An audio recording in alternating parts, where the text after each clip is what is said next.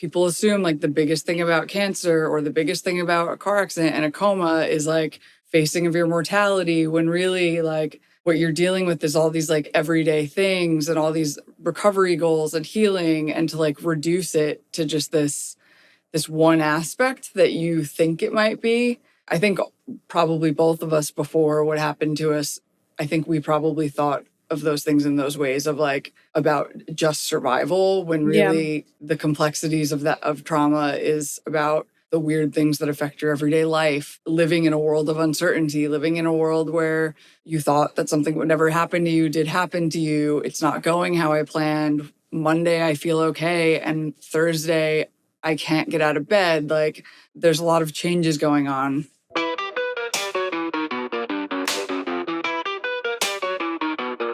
Almost dying taught me how to live. Being struck by a car left me in a 3.5-week coma with 15 broken bones and 16 surgeries to complete, including brain surgery. However, I woke up from that coma in an even greater place than I ever foresaw for myself. How? The universe will guide you out of the darkness and into the light if you allow it. Often, spirituality comes off as too highbrow. I'm not about that. Welcome to the podcast that talks and teaches about it through the lens of humor. Together, we'll harness positive energy and use it to work with the universe, all while giggling the entire time. Welcome to Gabriella Rebranded. Win most, lose some. Hey guys, welcome back. This is gonna be a fun episode. I don't know what the word. Not really fun. Funny. It's gonna be a little funny. A little snarky. A little snarky. We're gonna get into it. This is Alissa. Alissa is my friend who I met last summer, I believe.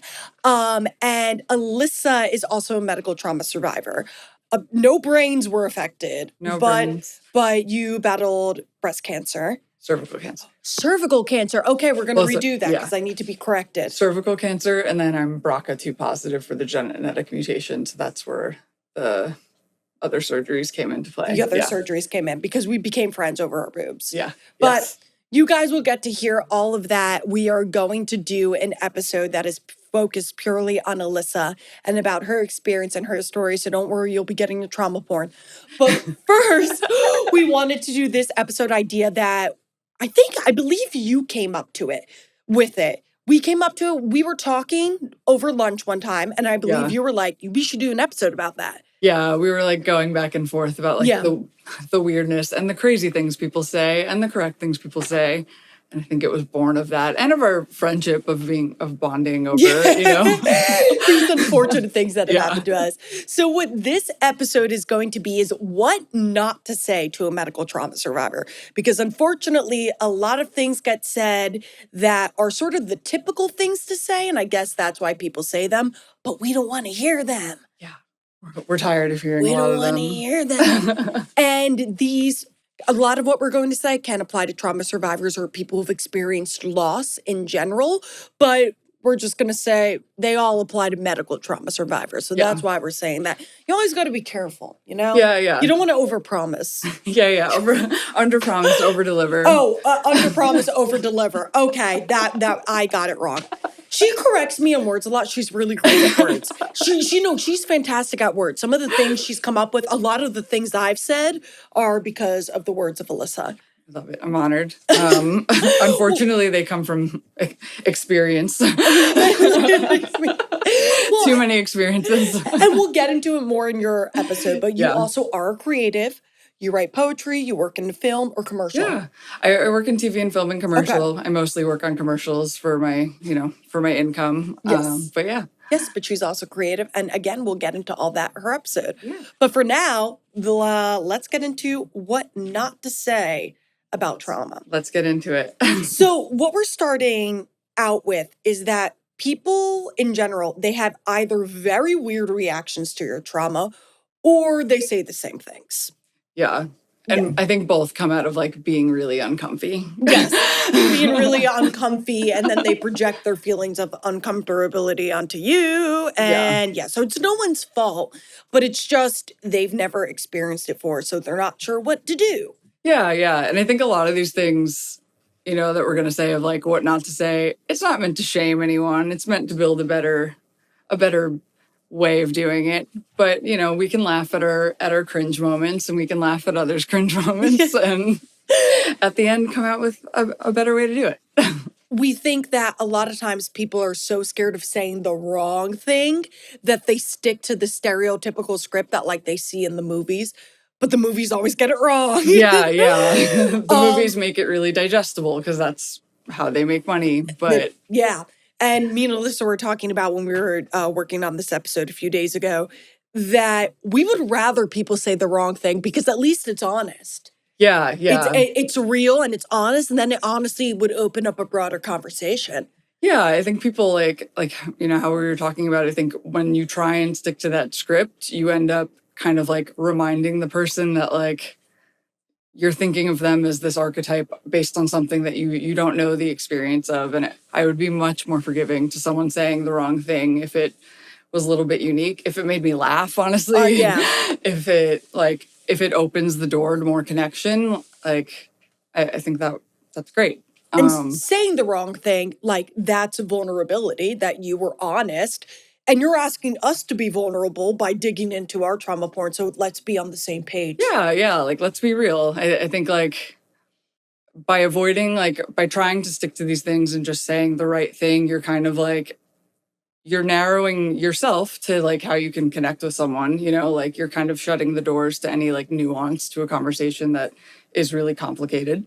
And if you want to support someone, I think like, just be yourself. Just be you. Yeah.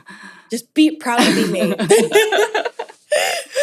Yeah, I would so much rather, like, if someone says something to me, I would so much, like, instead of, like, making me feel like, oh, you feel sorry for me, like, if it was funny, I would be so much more receptive to that. And, like, so I was on a date recently, and we were talking. I had already told him my story and what happened to me. I try and tell it pretty early.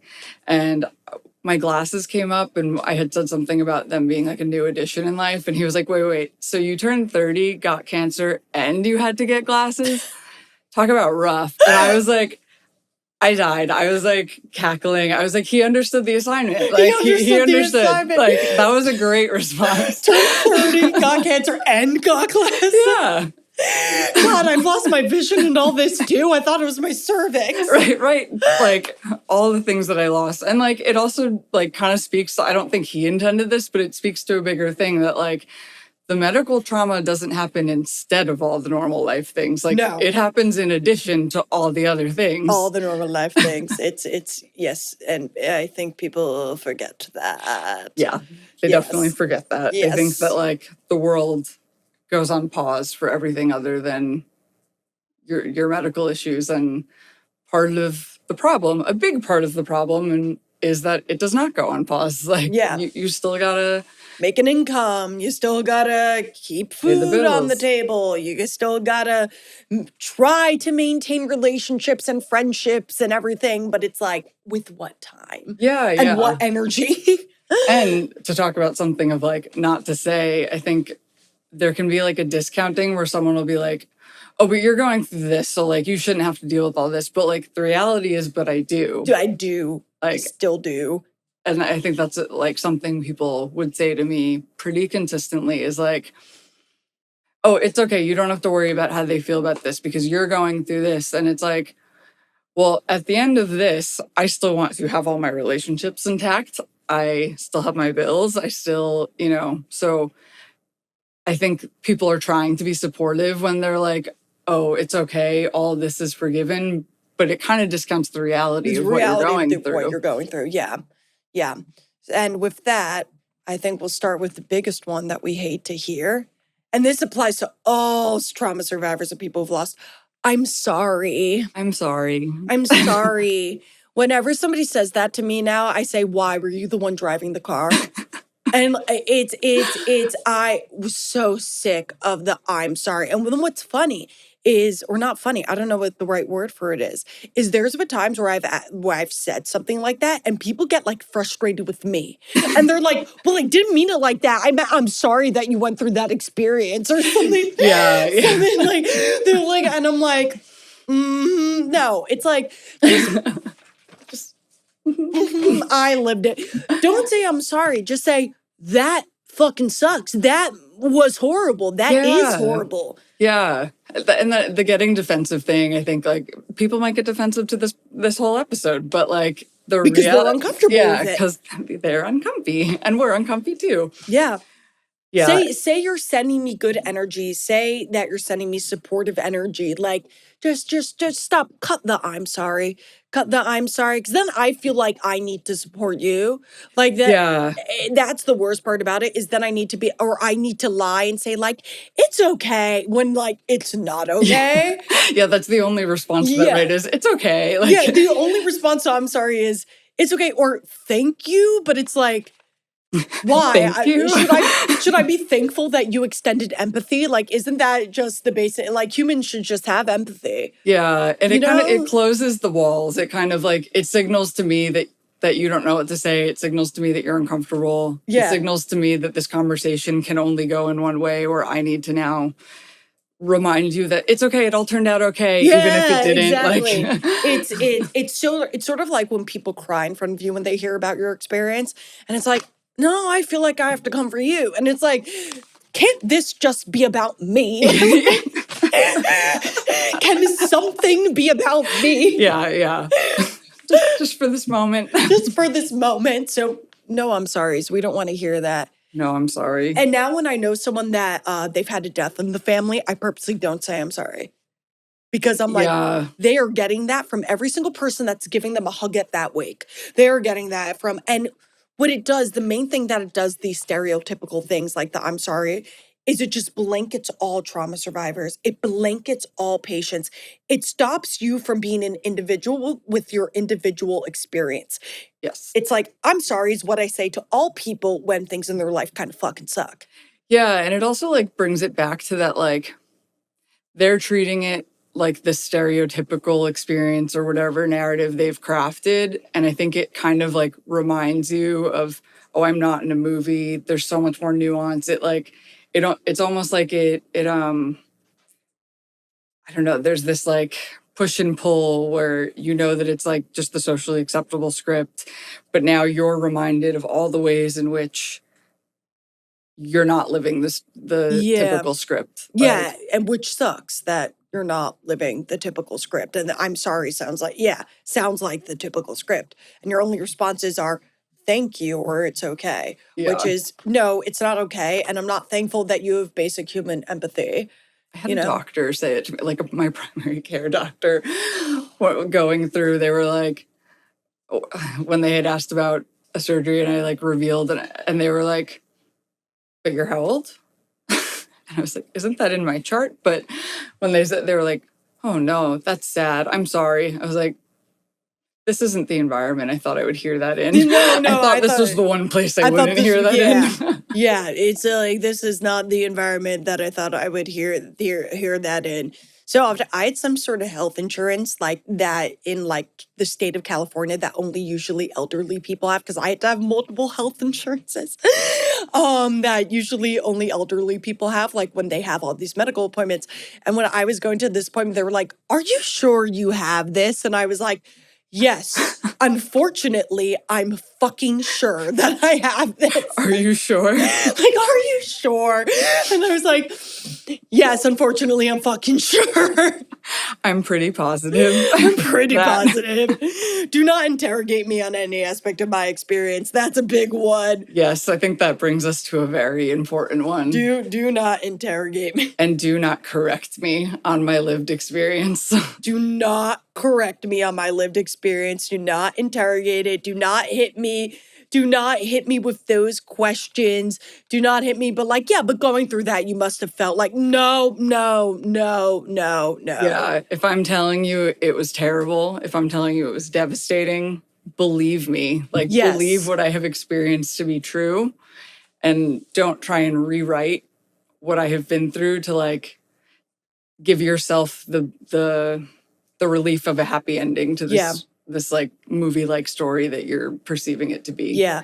Don't force the gratitude and the positivity. Like, I will do that on my own accord. Don't be like, but you're here. The amount of times I've heard, but you're here. That one is triggering. That one gives me like Like, yeah, I'm here. I'm fucking aware that I'm here. I'm standing in I know that I'm here. That doesn't mean that this didn't fucking suck. Yeah. Like I paid a heavy price to be here, and it took a lot of suffering to be here. I feel grateful for many things, but I don't want to be told what to feel grateful for. And those things change on the day. And, we were talking about it the other day of like, I do not feel grateful for the gun held to my head. Yeah. Like, I don't want to be like when you're like forced to be told that like, oh, the good little survivor feels gratitude and comes out at the end, so grateful for their life. But like the reality is that like that person has suffered a lot, is probably, likely, possibly still suffering a lot. That comes out of like a narrative that they're assuming that it's just all over. I think like, Yeah, people think it's all over. We've talked yeah. about this a lot, and I've talked about this on the podcast a lot. People think it's all over. No. Yeah, it's a very ongoing process, and like the physical parts are only So- part of it. Only part of it, and the emotional healing cannot even begin until the physical healing is completed for the most part. And it's Yeah. like the emotional healing, that the mental healing, that's a whole other fucking toll on you that's going to take years and years. It may take longer than the physical aspect of it. Yeah, and I think for medical trauma survivors, that can be a really hard thing to digest, right? Like, I don't know if you experienced it the same, but I remember very early on in my journey, like, thinking like, okay, once this happens, like, I'm going to be on my merry way. But then once that happened, it was almost like I was at the very beginning of the trauma, because leading up to certain things, I was like in my fighter mode. And then all of a sudden you're just left with, oh shit, how do I process this? Yeah, like I thought when I moved back to LA, it was going to kind of, and no, moving back to LA raised the trauma so much.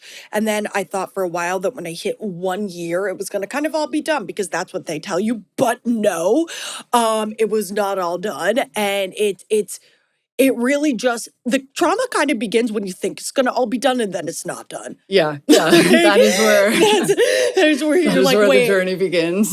because then it's like, wait, the movie I thought I was living where I came out victorious, it's not over. It's never gonna be over. I thought like this was the part where like, the music plays and like I got my Oscar award-winning scene where like I'm like, yeah, they don't show that reintegration part where you're reintroduced to all your relationships. You're reintroduced. So to be told to feel grateful, to be told, oh, but you must feel so lucky you survived. But like, survival is not enough. Yeah. Like, it's that's there's kind of living just and like then the there's baseline. surviving. Yeah. It's like that's kind of the baseline. And then it's when people say I could, because that kind of brings to another thing. I couldn't have done that, or I wouldn't have thought that way, or like I couldn't have gone through that. Like, wow, you must be so proud. Do not praise me for surviving. Yeah, like my other choice was to die. And then it's like when people say I couldn't have done that or I could not have done that in that situation, I would not have thought that way. You don't know what you would do in a situation until you're in the situation. Yeah, and it's something that you were forced to do. So, yeah. Like I didn't have a choice in this. Like I was thrown into a world that I never thought that I would be thrown into. And I don't, it's back to like I don't want to be praised for the gun that was held to my head, or like assuming by saying that I've dodged a bullet when really the bullets hit me. Multiple bullets hit me multiple times. I'm like putting pressure on a lot of wounds right now. Right now, yeah. It's exactly. And just the whole, wow, I couldn't have done that. It's like, if your only option was to die or to shut up and go to your medical appointment, you would have done it. You would have gone. You would have done it. You would have done it. I'm not like a superhero. I don't have like extraterrestrial powers or anything. Like, it's like, I'm the human the same way that you're a human. I had no choice, so I did it. You would do the same.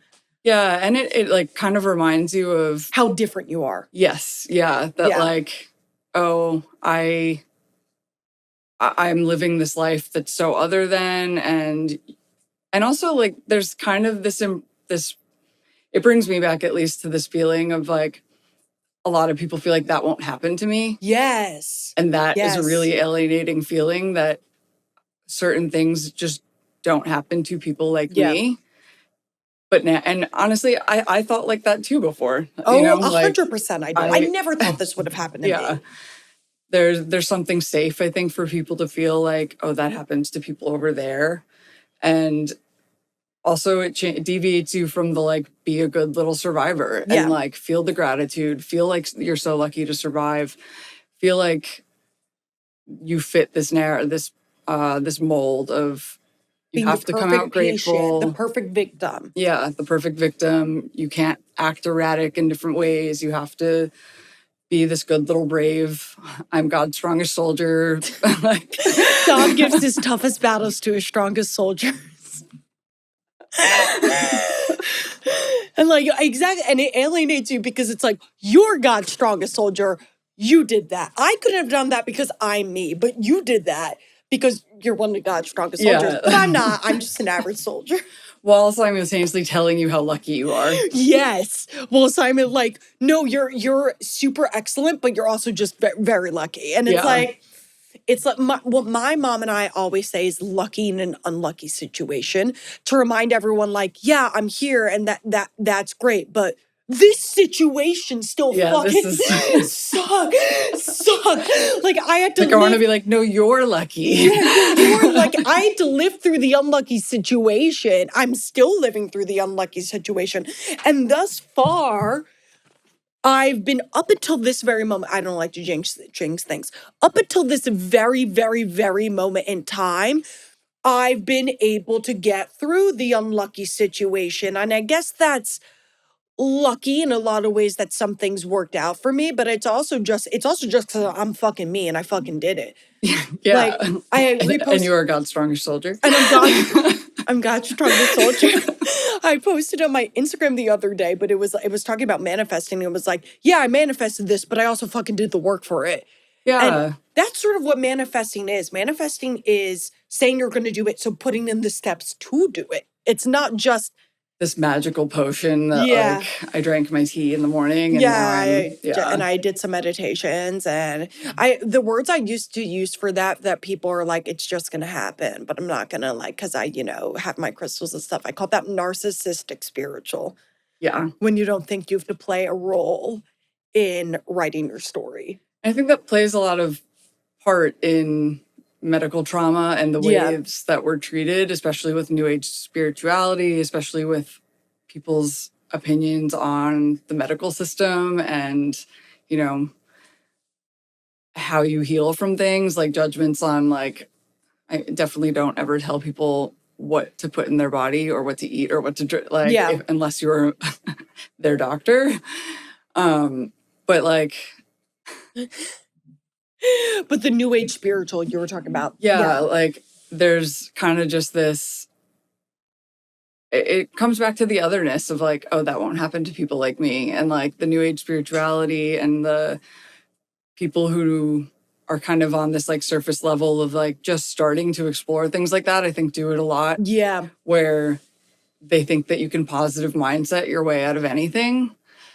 And you cannot positive mindset your way out of a car crash or cancer or like, you can, those things can help. Positivity can help power you through. I didn't say this on this podcast, but I was like, positivity can, like, definitely helps. It definitely, like, can help you get through things, but it's like, doesn't change that what happened to you fucking happened to you. And that exists too. And that sadness is allowed to exist too. And when people shove the positivity and gratitude down your throat, they're basically saying, no. Like, you're only allowed to think about it this way. Yeah. The no, don't go there. If you go to your darkest thoughts, then it'll happen. And now it's somehow your fault. Like and also, like, truthfully, which I used to think, and I had to really go, that was a toxic positivity PTSD response. I used to think if I thought negative or if I was ungrateful for half a second, things were going to get so much worse. Yeah, you're like convinced that you're going to jinx your whole life. And like by saying that to someone, I think, there's a real there's a feeling of failure if you aren't feeling like that. If you're feeling grateful to be alive and you are coming out like that, great. I want that for you. I want that for myself. Yeah. Like, but for someone to be telling you that, and you're like, there were so many times people said that to me when I was struggling to want to live at all and wondering why I was fighting so hard to live when I felt like I was suffering so much. And to be told, you're so lucky, you should be so grateful. But you're alive. But you're alive. But you're I'm like, here. yeah, it made me feel like I was failing at being a survivor. And for some reason, like, why can't I feel like that? Yeah. If other people feel like that, and if I'm supposed to feel like that, Yeah. well, why don't I? Yeah, I'm here in this fucking hellhole. I'm here. Yeah, kind of wish I wasn't some days, but Yeah, I'm gonna try. I'm gonna try my best. We'll get through it. And like the feeling of being lucky, it's like, okay, but I'm the luckiest of the damned. Like, it's like the luckiest of the damned. And then so often what this brings us in is like when you meet people who like you're telling them about your journey that like the guy you went on a date with, but he didn't do this, but other people do this, and everything they go, but you're good now, right? that one is like, it's like the most common response. Yeah. I recently got hit with the, when is your recovery over? Jeez.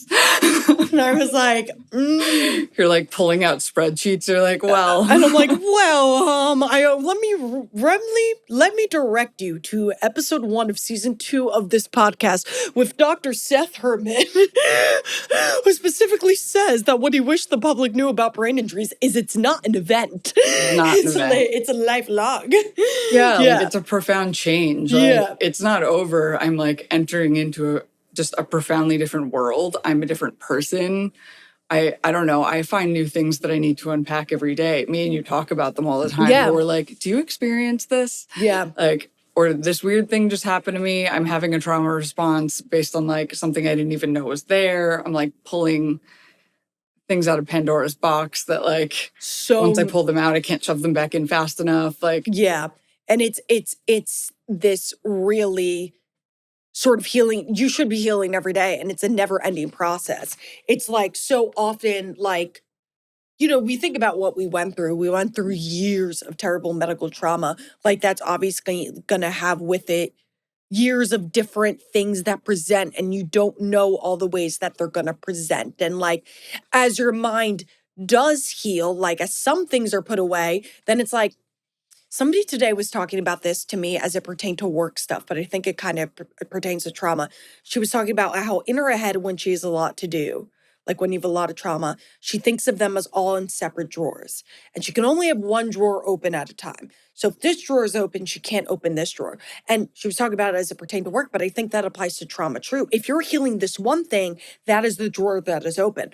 That drawer you cannot open until you shut that drawer. So it's not until you get over one trauma hump that you can finally look at the other trauma hump. yeah. And then suddenly things move into different drawers. Yeah. And you're like, you know, new things pop up and you don't know what is going to be. And then you kind of have to go back to the other drawer. Yeah. Like, it's not this linear. And I think that's honestly a misconception of a lot of medical trauma is, Yes. and what that question comes from is like, okay, the doctor is going to give you these milestones and you're going to hit them in this order. Yeah. And then it's going to be done, when really like your life is filled with so much uncertainty now. You have to live in uncertainty. Yeah. You're getting scans and checkups constantly. Like the progress shifts move back and forth. So this question of, okay, so when is your recovery done? And honestly, it's a lie that like I believed. Like I thought that like surgery recoveries have this really strict timeline. So did I. And, you know, at a young age, you're like told that you'll recover so well because you're young, not realizing like they're comparing you to like an elderly person and not just like to the healthy population. Yeah. I remember I was told one time that, because my accident happened when I was 23, that I had a brain injury at the ideal age to have a brain injury because my brain was formed enough. I was beyond that it was formed enough, but I still had a lot of neuroplasticity left because I was old. And then they were like, actually, the probably prime age to have one would be 21 or 22. That would actually probably be the ideal age. And I was like, The ideal age I was thinking was never. The ideal, like, it's ideal that at 23, I developed all these issues that I now have to live with. Yeah, like I have a longer life ahead of me to deal with this fallout. Yeah, like I have a longer life. They were like, yo, they'll heal more. And I was like, yeah, but not all the way. I won't heal all the way. Yeah. And it just gives you more. I am on this earth for more. So there is more time for issues to arise. Thank you for the reminder that there is more time I will be here for issues to arise.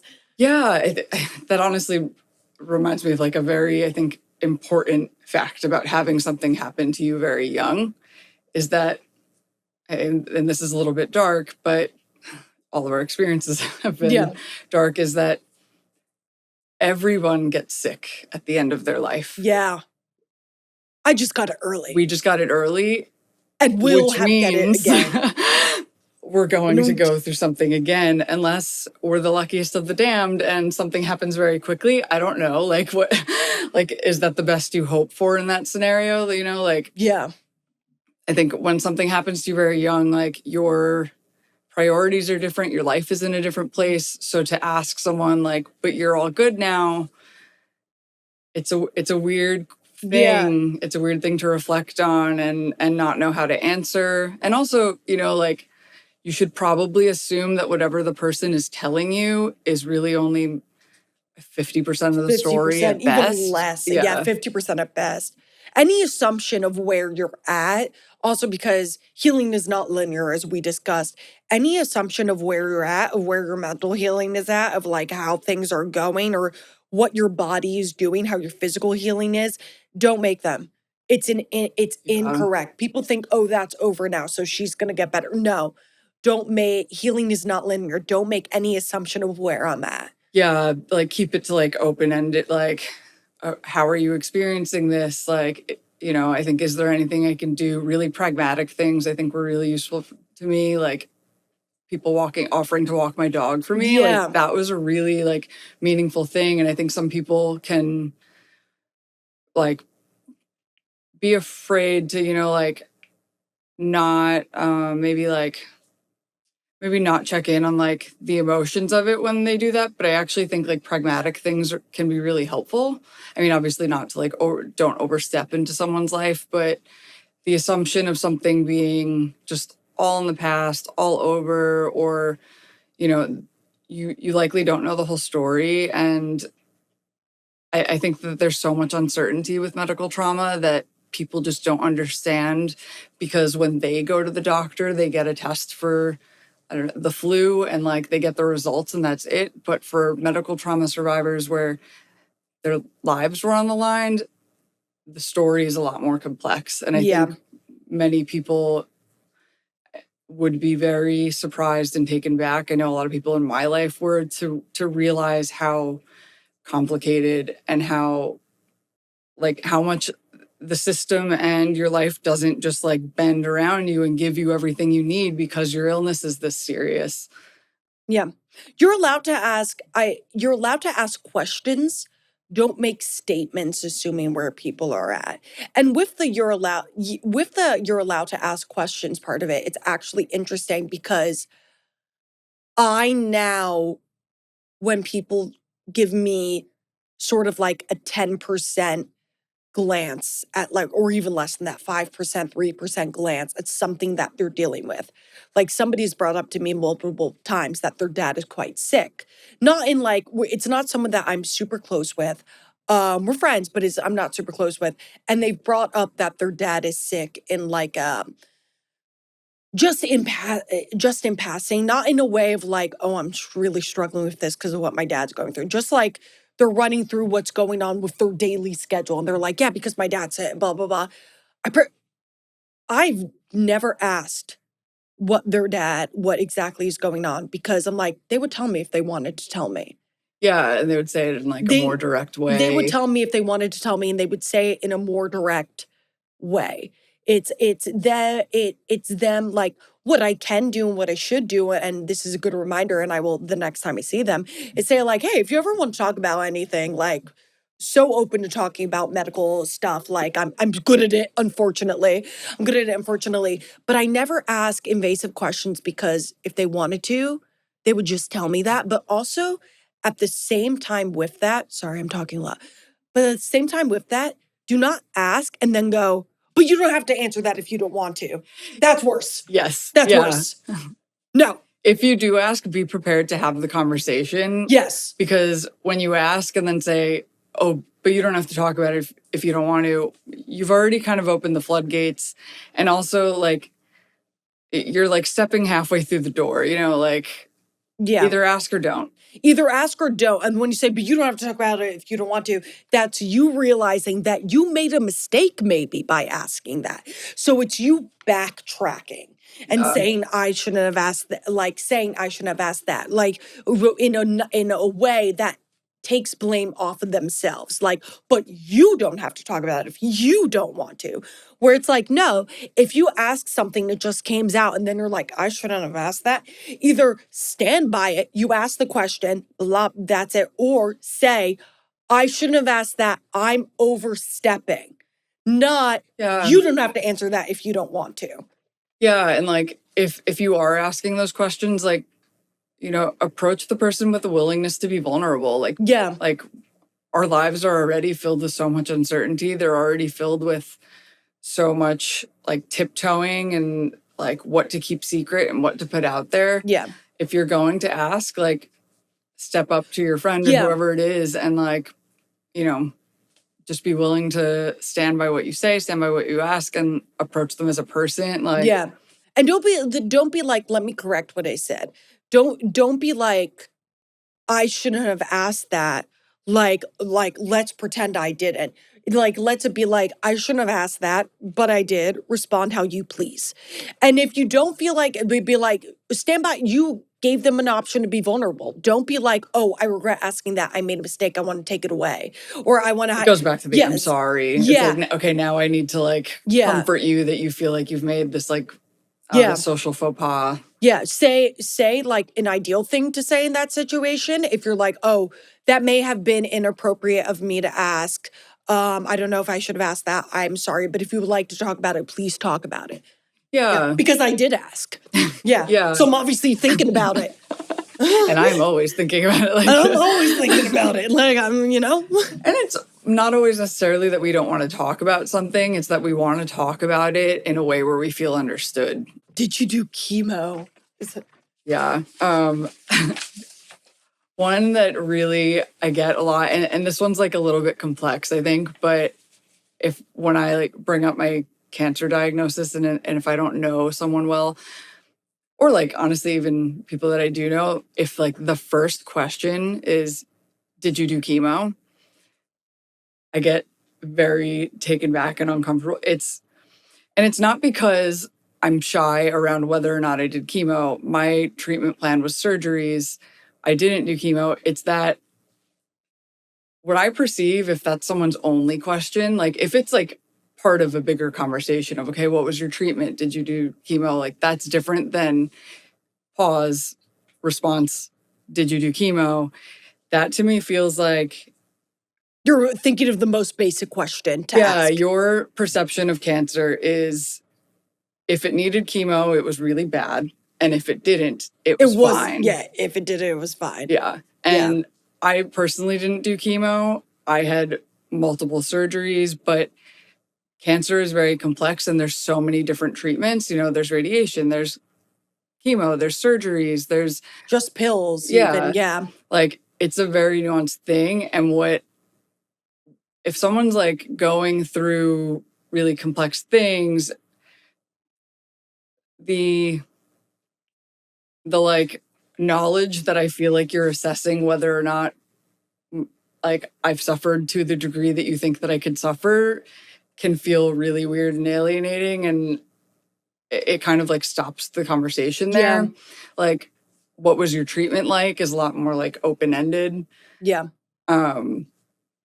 Also another one that is like kind of similar that I feel like these two are on the same token is like the pause and then the oh, my insert distant relative here died Yeah. of cancer. My insert distant relative died of cancer.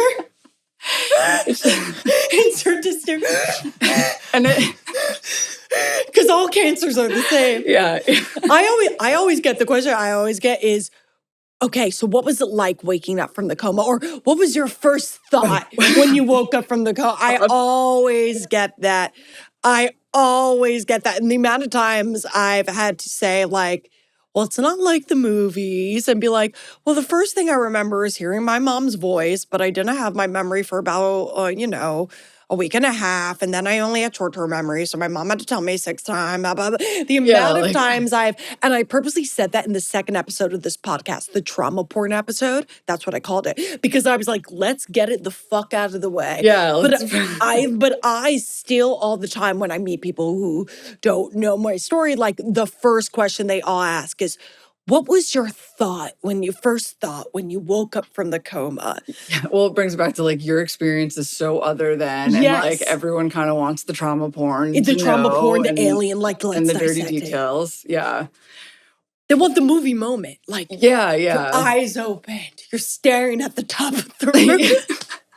And they want to know that at the end of this, you came out totally unscathed and a positive little, a little survivor.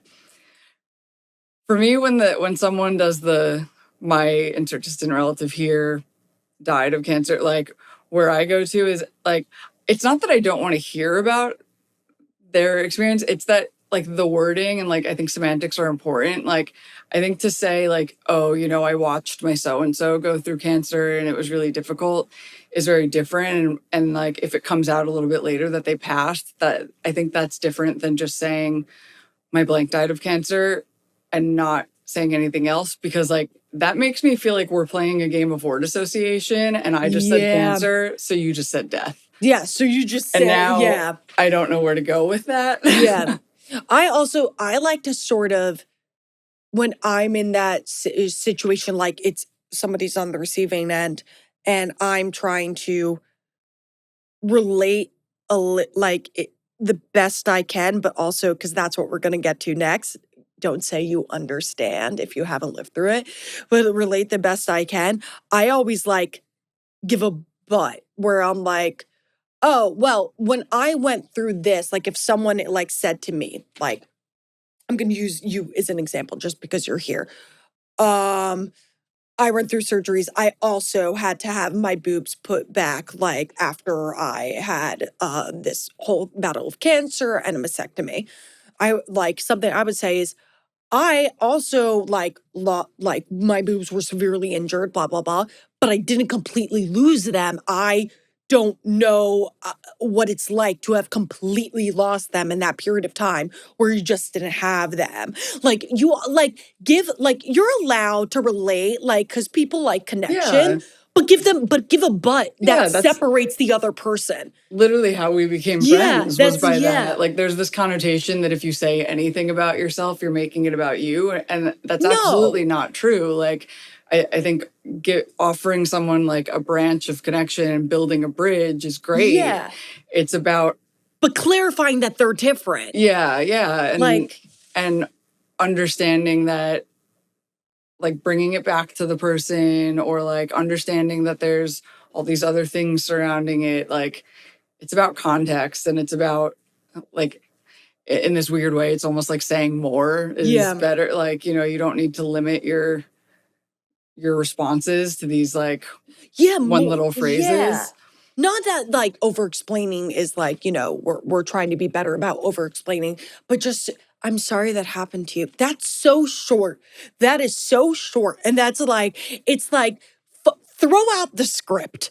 Yeah. Throw out the script. Just be like, wow, I can't believe you lost all that. It is so proof that you never know what's going on with someone, because I just saw you, like, and you have this entire story. I would love to hear more about it. Like, or ask a question. Just don't keep it to this short brief. Insert filler line that I saw in a movie one time. Yeah, and it brings it back to the, like, it's not that I don't want to talk about it. It's that I don't want to talk about it in a way where I'm misunderstood or that I just feel alienated. I would love to, like, when you and I met, you know, like I would love to meet someone and connect with them. And if I'm pretty open about my experiences because like on the chance that someone is going through something similar, that is really valuable. And there's so many times I felt so alone, and like the chance to connect with people is a really beautiful thing in life. So don't close yourself off to that possibility by ending it with the I'm sorry, but like it's or I mean not the I'm sorry, but I'm sorry and that's it. Like it's actually good. Like it's not making it about yourself. If you like are able to add an olive branch that's similar to you, like I don't know why. Yeah, an olive branch that's similar to you, but just then make sure to clarify that the other person is their own individual and their experience is not the same. Yeah. Because that leads into our next thing. We fucking hate when someone says, I understand. No, you don't. You don't. You don't. You haven't lived it. I'd so much rather someone say, I have no idea how it must feel, but I'm happy to listen. Yeah. You know? That's what I always say when someone else goes through some crazy experience. I say, I mean, I don't understand. I can't understand, but like, I'm happy to listen and learn from you. Yeah. Or like, I'll try and say like, the only thing that I can like think of that might relate or like something, you know, like the small thing, but unless you have gone through medical trauma, like especially medical trauma specifically, it's a really unique experience. And also, they're not all created equal. Like you and I have both been through medical trauma. We do not know what each other's experiences are like. I don't know cancer. I'll never say that I know cancer. Like I don't entirely know your experience. I just know also going through my own medical trauma. Yeah. And I think also like not making promises. I think like they kind of go hand in hand of saying I understand or like making promises to someone. I think even telling someone like, oh, it's going to be okay. Or something people would say a lot to me was like, if the results were bad, they would call you right away. And like, don't make promises on anything that you can't. Like, it's going to be fine. It's going to be, our lives are like filled with one, like hope that it will be okay, that we've been let down by, you know, like, and not that it's bad to have hope, but I think it's also good to not feel promised of a reality you might not have. And like, it goes back to the feeling like, oh, in your life, you're afforded the ability, like the privilege of believing that it's all going to be okay because you haven't had all these really harrowing experiences where it wasn't okay. And it very well may not be okay. It very well may not be okay. So the whole like, it's going to be okay. No, it might not be. And that is okay in its own right, that it might not be okay, but it's still not okay. It goes back to like, assume that you don't know 75% of what's going on in this person's story. Which you should honestly do with everything. Yeah. But it's emphasized with medical trauma. Like, don't assume that you know what you're talking about because your great grandma had cervical cancer. Like, that's not how it works. Like, yeah, and like understanding that the medical system works really different based on like your financial background, your amount of privilege, like where you live, like your age, where you live, like your employment level, like it's always changing. Yeah. Not speaking in absolutes is like a very, I think that's probably like an overarching thing of all these things is like no absolutes. No absolutes, no apps. We live in uncertainty, so like comment that things are uncertain.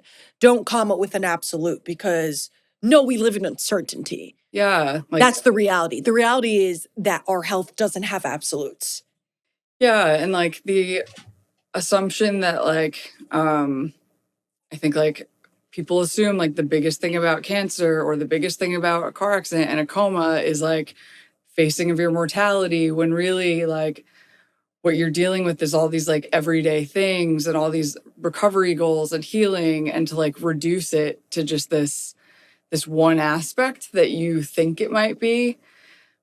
I think probably both of us, before what happened to us, I think we probably thought of those things in those ways of like, about just survival, when really the complexities of trauma is about the weird things that affect your everyday life, the like living in a world of uncertainty, living in a world where you thought that something would never happen to you did happen to you. It's not going how I planned. Monday I feel okay, and Thursday I can't get out of bed. Like, there's a lot of changes going on.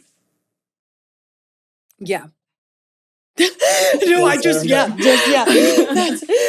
There's a lot of changes going on. And then the next thing we wanted to say is the compliments that we hate getting. You're so strong. You're so strong. You're so brave. You're so brave. You're so strong. Shut the fuck up. Don't praise me on what we already talked about, but don't praise me on my survival. Praise me on my podcast. Praise me on that I'm living on my own. Praise me that I seem to have my life together. Praise me on like, yeah, you went through that. That was a fucking horrible series of negative stories, but like you're making something out of it. You're writing a book, you're connecting with the, praise me on what I'm doing now. Yeah, like you want to be praised for your character. You want to be praised for like the ways that you move through the world. I don't want to be praised for just living. Yeah. I mean, you know, it's a complex one, right? Because like I do want to be a strong person, like, but I think being mindful of where someone is at becomes like really important. And I think when you keep, honestly, like I think this just speaks to speaking really authentically, is like, you're so strong, you're so brave. You can find them in a Hallmark card. Like, yeah, in a Hallmark card, that's good. You're likely talking to someone who really wants to like connect with someone on a deeper level about these things that they probably can't find a lot of people that they relate to personally. Kind of going the extra mile to say about like, I love what you're doing with your podcast and how you've been able to turn these experiences into, and like, it gives me hope. Like, again, it's semantics, but they're important. When I've had a couple people say that to me or compliment my podcast, tell me what it's done for them, what it's taught them, or like even victims that have reached out about how much or relatives of that have about how good what I'm doing is for them, that means so much to me. When I get you're so strong or you're so brave, first of all, I fucking know. Like, first of all, I fucking know. Like, thank you for telling me what I already know. And then second of all, I'm tired of having to be strong, yo. I'm tired of having to be brave. I'm tired of having to be tough. I'm so fucking tired of having to be tough. So whenever somebody says like, you're so strong or you're so tough, like, it's like, yeah, I fucking know. Yeah. I don't want to say thank you. I want to say, yeah. Anyone who knows anything would tell you that. Like, yeah, and like I'm tired of white knuckling it. Like, I want the ability to have a life that isn't. It's funny because it's like two different sides of this, where it's like, I want you to acknowledge that my life is framed by this now. That like my world is very much dictated by this experience right now. But I also am dying for the opportunity to be at a place where I can do something more with it, where I can like be more of myself, where I can do the things I love again and like connect with people in new ways. I want to be praised for those things. Yeah. And yeah, it is really meaningful when people reach out to you. Like, I love when people reach out, and even on like smaller ways, like, hey, I thought of you and like how you said this or talked about this, and it helped me do X, Y, or Z. Like that's like a very, very meaningful thing to hear when you're going through something that's made you feel so isolated, to like have that point of connection. And also like, if somebody ever said, or not ever, because I've gotten it a few times, but if somebody says you're so strong because of my fitness level now, that it's like, you went through everything you went through, your body was destroyed, and you're operating at this fitness level now, and that's so fucking insane. That's talking about where I am now. That's talking about my character. That's talking about what I'm doing now. It's not just talking about me living. Yeah. And it's like, or not even living, surviving. It's not just talking about me surviving. Again, like we said before, you would fucking do it too if you had to fucking do it too. You would. Like. And you might have to one day. I think that also, like, it goes back to the assumptions thing, right? Like, I think, like, if you weren't there for someone or didn't see where they were in their darkest times, kind of reappearing and saying, like making this assumption that they're doing so well now because of maybe what you see on like a snapshot of like you caught them on a good day, you caught them on social media, whatever it is. Like, That doesn't delete yeah, all the times you haven't seen them. yeah, And yeah, and it's like I am an image of someone who's doing well or positive for you now, but like, are you like you just only seeing that? It's like you're forgetting about or just not acknowledging the fucking years where I was not doing well. Because for a very long time I wasn't, you know? Like yeah, obviously I wasn't for a very long time. For a very long time, whether it was emotionally or physically or both, often both, I was not doing well. So only commenting on how positive and great everything is, it's like completely negating that part of my experience. yeah. And that like there's like details that are going to be kept behind closed curtains that like you're not seeing or you're not going to hear about, like very intimate details, like, you Yeah. know, it's someone's body that they're navigating in different ways. There's many, I'm sure you experience like humiliating moments going through medical trauma Oh my where God. you're not, like not going to necessarily broadcast that. And you Yeah. kind of, I think as like survivors of trauma like that, like you learn a script of what's socially acceptable to tell people and to say and to like how to frame your story until you do something like what you've done Yeah. and allow some people the space to be a bit more honest. To be a bit more honest, Yeah. yeah. But even then, like I'm incredibly honest. I will basically talk about anything. But there's some stuff that are just like more humiliating aspects that I haven't even thought to talk about. But Yeah. it's like I would if someone asked me about it, I'd be honest. But it's like they're not things that I'm necessarily broadcasting to the world because I don't think they would really benefit anyone. Like I just think this Yeah. was like this horrible detail or this is shameful or not shameful because no part of recovery is shameful, but this part that it's like, well, this is not how I wanted anyone to see me, but this is how I was forced to be seen or forced to be touched or forced, Yeah. and it's not fun for anyone. Yeah. And yeah, no part of recovery is shameful, but it can certainly feel that way It can when it's certainly your feel that body way. going through it. Yeah. And when, you know, you don't want to make people uncomfortable. Like half the time I have conversations in the back of my mind is like not wanting to make the other person feel uncomfortable. And we can say like, oh no, like the survivor gets the pass to say whatever they want. But at the end of the day, that's not necessarily true. Like I I know that we're having an uncomfortable conversation right now. So Some people do not want to hear it. The survivor does not get the pass. yeah. Some people don't want to hear it.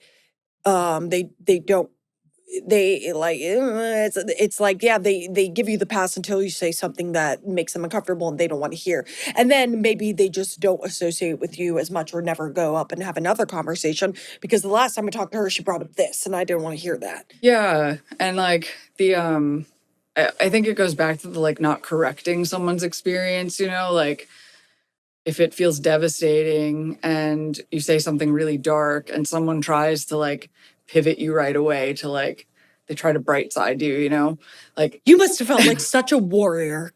yeah, like the You're knowledge that someone else has it worse has never made anyone feel better about their current situation. No. Like of course perspective is important to keep in life, but it is never going to fix someone's problem right now. No, like sucks for you. Like Yeah. that's basically what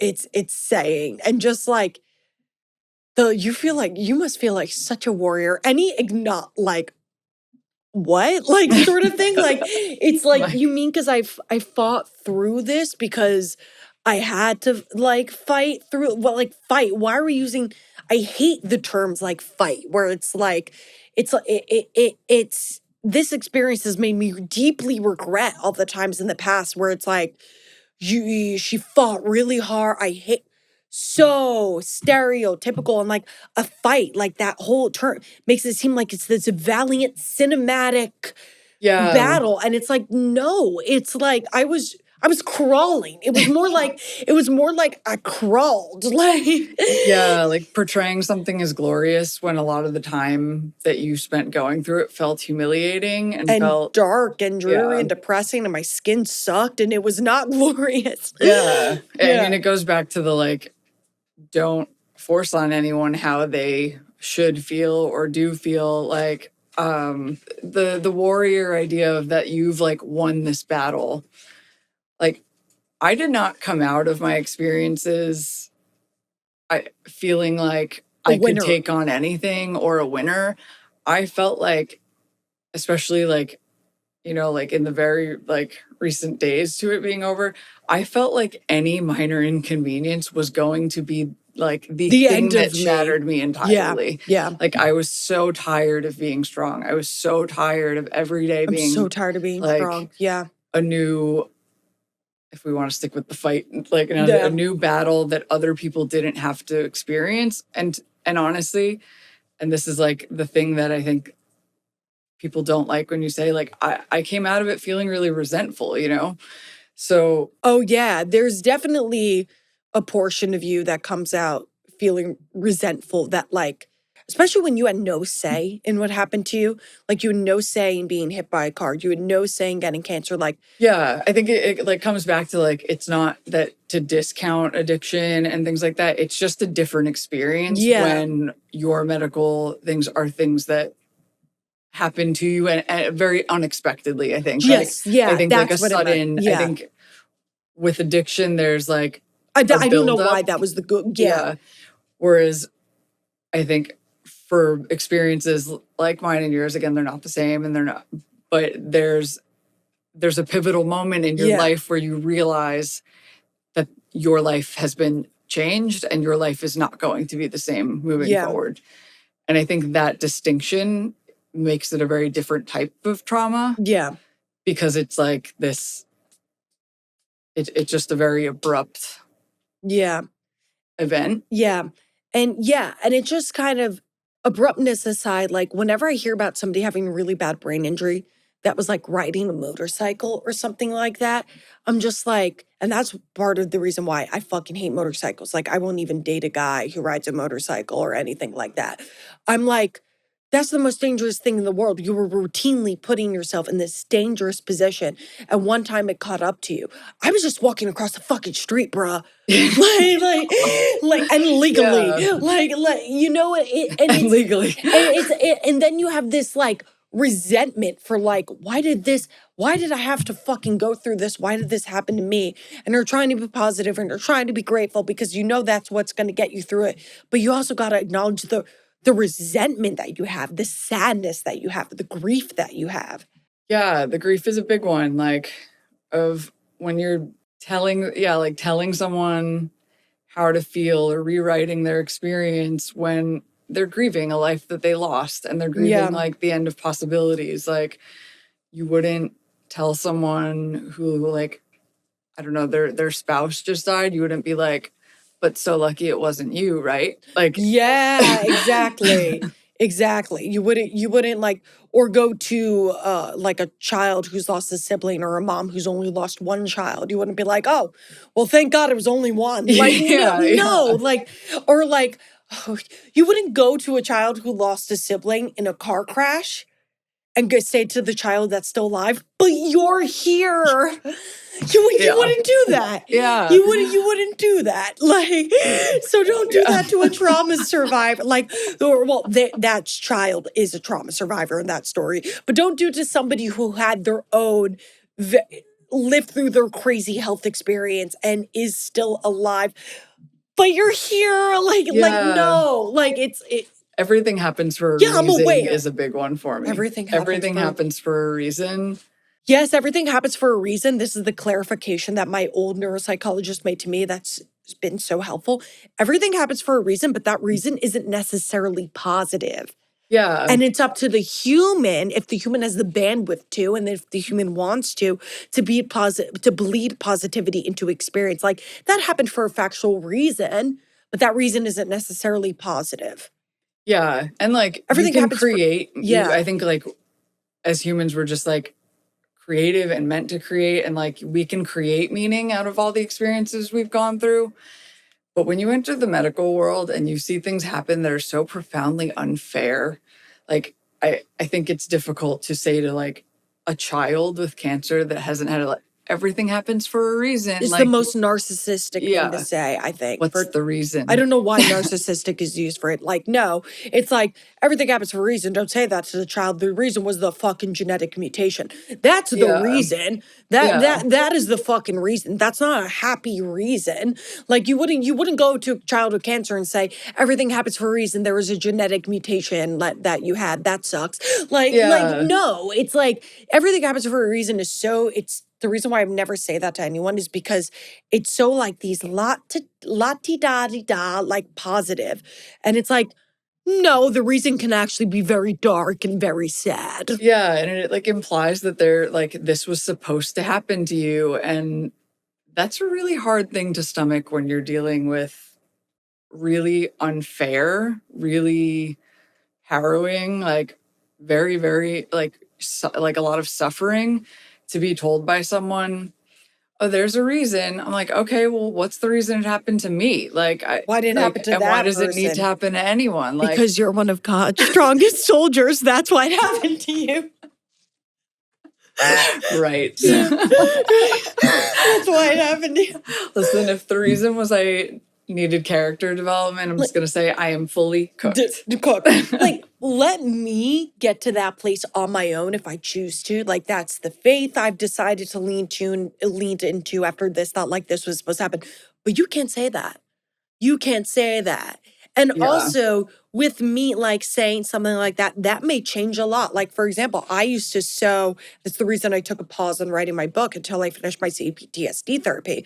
I used to all the time say like, but this was supposed to happen to me. There are so many things that happened there are so many things that happened that made this happen to me. So it was supposed to happen to me. Like it was written, and the reason why I'm undoing this, like, no, babe, like it Yeah. wasn't necessarily supposed to happen to maybe like you can have that spiritual faith if you want to have that spiritual faith, but like don't put on this blanket positivity that this was supposed to happen to you. No, what was supposed to happen is that you were supposed to grow and figure your way out through it. Or not Yeah. even out through it, but just figure your way to keep on keeping on. That's what was supposed to happen. You were supposed to show up to your medical appointments. You were supposed to be in the hospital. You were supposed to get your treatment. That's what was supposed to happen. You weren't supposed to have had the initial event. Yeah. And it kind of like it can stir up a lot of like feelings of worth and like deserving Yeah. something. And like to me, when someone says that, like my mind instantly goes to like a deep insecure place of like, why did I deserve for this to happen to me? Or did I deserve survival? Is that what we're Yeah. saying, that I deserved survival? Like I got an award, like I got a gold medal because I Yeah. like survived. No, like it doesn't make me any different from somebody who didn't survive TBI or didn't survive cancer. And even then, it's not a fucking gold medal. It's just like, yeah, I have what I should have. Like, Yeah. And like survivor's guilt is a real thing, yeah, and like, yeah, it's like I should be here. Stop making me feel like it's weird that, or it's like I won an award that I'm here. It's like, but you're here. Yeah, I fucking should be here. well, it goes back to the Yeah. idea of uncertainty and living a life Yeah. like so full of uncertainty is that by saying like everything happens for a reason, it kind of, but your life is a lot of chaos happening. Like, I think it speaks more to the person saying that, like really wanting to believe that there's like this neat little plan that life is like mapped out and that was just on your plan. That was And just on your plate. Yeah. when in your like for the survivor, like their experience is like, well, on Tuesday, my plan that I was told was going to happen was recovery and this and that. And then I got hit with or like blindsided by this other thing. And the map is all over the place. And being told that a lot of really bad things were supposed to happen to you doesn't Yeah. feel great. No, like a lot of the really bad things that were supposed to happen, like I think my definition of supposed, if you like lean into like any belief, which you don't know what someone's belief system is, so you shouldn't say that. My personal beliefs, which are very spiritual about supposed, are I was supposed to be this person, and I grow into this person, and I wasn't growing into that person on my own accord. So I was supposed to have some sort of struggle, but I wasn't necessarily supposed to go through this. I was just supposed to be that person. So if I could have figured it out, if I could have figured it out on my own, I wouldn't necessarily had to go through this, you know? Yeah, I think that's like I couldn't have said it better. Yeah. Like how I feel about myself. Like there are many things that I am now and many things I have learned through my experiences that I'm happy that I've become more of a version of I'm less afraid to advocate for myself now. Yeah. That was a huge thing for me before. But that does not mean I am grateful for the path in which I got there. I could have learned that lesson in many other ways. Yeah. And I didn't want to learn it that way. And it's also like a lot of the emotional intelligence that I have now or everything and the things that I know, I think everyone is supposed to be at this level. I just think I received the opportunity that got me there. And it was opportunity isn't always a good thing. I received the ugly opportunity that got me there, you know? But really, everyone else is supposed to be here. Yeah, yeah.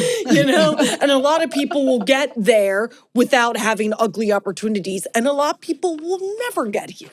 Yeah. Like the comparison to other lives thing. It's like, okay, well, that person got to be that and they didn't have to go through that to get there. Like we're all supposed to be trying to be better and learning and growing every single day. Not just me. Yeah. Not just God's toughest soldiers.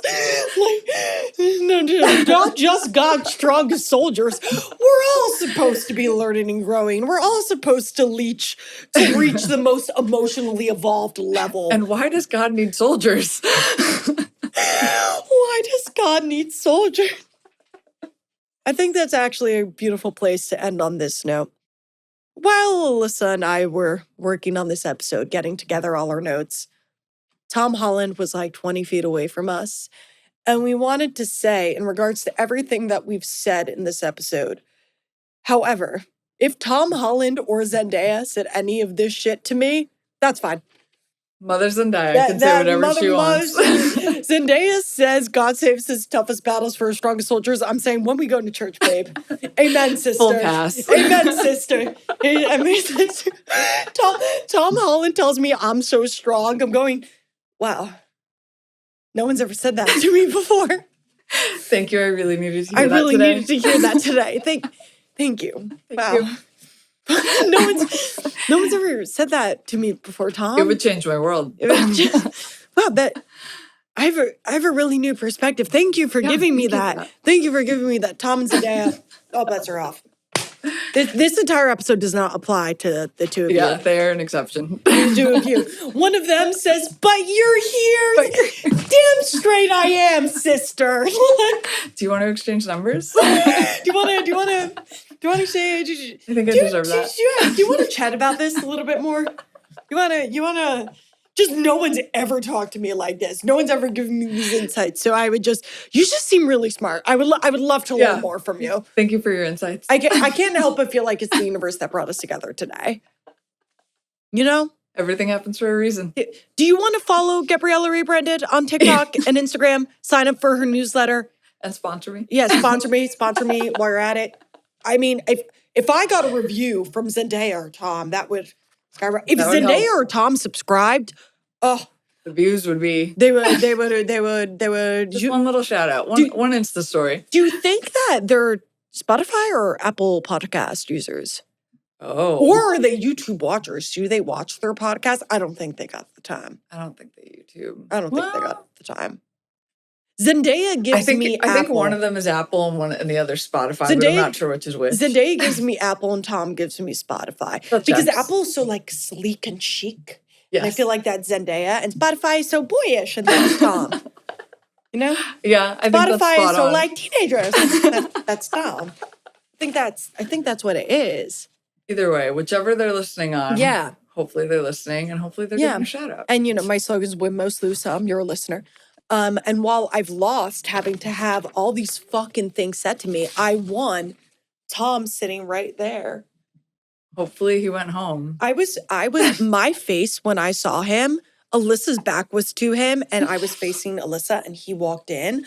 My face was so alarming. Alissa thought there was a bee. I literally thought she was like, and I was like, is there a bug near me? She literally thought there was a bee because when I saw Tom Holland. And then she just didn't say anything. I didn't because say because we're in LA and we can't comment on celebrities. We can't disturb. I just let him do his thing. And then I was like, oh my God, this Tom. We have to silently fangirl. We had to silently fangirl. I was not about to go. I never want to go up to them and ask for a picture. I know. I think that's so fucking annoying. And want to know what it is when you go up to a celebrity and you ask them for a picture? It's so like middle America. Like, no, we're in LA. There are peers. They live here because they know that we won't do that to them. We can't betray their trust. So we can't bother them. We can't bother them. So instead, Tom just please bother us. I don't he just please bother us. Please bother us. We were purposely saying extra loudly, like, brain injury, cancer, car accident, because maybe Tom was gonna come up to me and tell me that I'm so strong and so brave. Yeah, and I just really needed that day. I really needed that day. No one had ever said that to me. No one said it, and I wanted someone to be proud of me. No one said it. I'm just saying I manifested that because I've talked about him on this podcast before. You did. We talked about in the episode with Annie when about her dad battling cancer. I just used it again. It's the colloquial, I just use it because it's. I think it just goes back to like none of us get it perfect. I say the wrong things fairly often. Like, you won't always get it right, but the most that you can offer someone whose life is filled with inconsistency and trauma and pain is like to offer them connection and honesty. And you're not always going to get it right. So don't be scared to get it wrong. Yeah. Because you're not always going to get it right. Like, you will most likely surprise yourself by how insightful you can be if you're not trying to tailor your responses to being ones that you've seen all the time. Yeah. I mean, like, you can watch, I'll say it right out. You can watch, I forgot what episode it is of the podcast, but it's with Annie. It's the girl that battles brain cancer. I said battles. I said some of this shit and that's because I hadn't gone yet and worked on my CPTSD and realized, oh, wait, you were being toxically positive. Like, just be a human, just be honest. And, but that's also why Tom Holland came in that episode, because I was being honest. I was doing both. But it wasn't perfect yet. And that's how manifesting works. And that's how manifesting. You did the work. That's on manifesting. That's on being a human. That's on manifesting. That's on Tom Dea. You guys, if you like and you subscribe and you review and we get enough listeners and you sign up and you follow me on Instagram and you follow me on TikTok, that's more likely for it to appear in Tom and Zendaya's algorithms and then for them to join. So please, please do that. Please let me win Tom Dea. Please let me win them. Win most, lost some. I've lost enough. Let me win Tom Dea. All right, that's it. And you guys will see Alissa soon when we hear about her story with cervical cancer. See you soon. See you soon. XOXO. Bye.